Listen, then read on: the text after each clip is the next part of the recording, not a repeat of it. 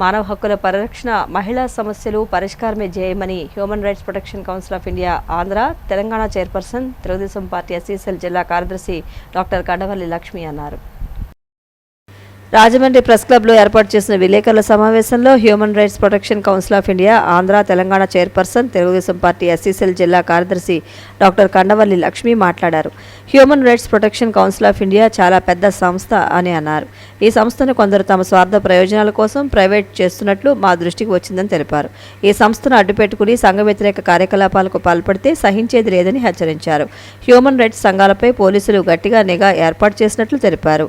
పోలీసుల సహకారంతో తమ సంస్థ సభ్యులకు ఐడెంటిటీ కార్డులు ఇచ్చినట్లు తెలిపారు. తమ సంస్థ ఏర్పాటు చేసి 10 సంవత్సరాలు పూర్తి చేసుకుని 11వ సంవత్సరంలోకి అడుగుపెడుతున్న సందర్భంగా కాకినాడలో బహిరంగ సభ ఏర్పాటు చేయడం జరుగుతుందని అన్నారు. ఈ భారీ బహిరంగ సభకు రిటైర్డ్ న్యాయమూర్తులతో పాటు రాష్ట్ర ముఖ్యమంత్రి నారా చంద్రబాబు నాయుడు తనయుడు నారా లోకేష్ను పిలిచేందుకు ఏర్పాటు చేస్తున్నామని వివరించారు. మా సంస్థను మీరు గుర్తించండి. మా సంస్థను అడ్డెట్టుకొని చాలామంది చాలా ఐడెంటిటీ కార్డులు సృష్టించుకొని కొన్ని తప్పుదోవలు పట్టించడం అలాంటివి చేస్తున్నారని మా నేషనల్ చైర్మన్ గారి దగ్గరికి వెళ్ళడం జరిగింది.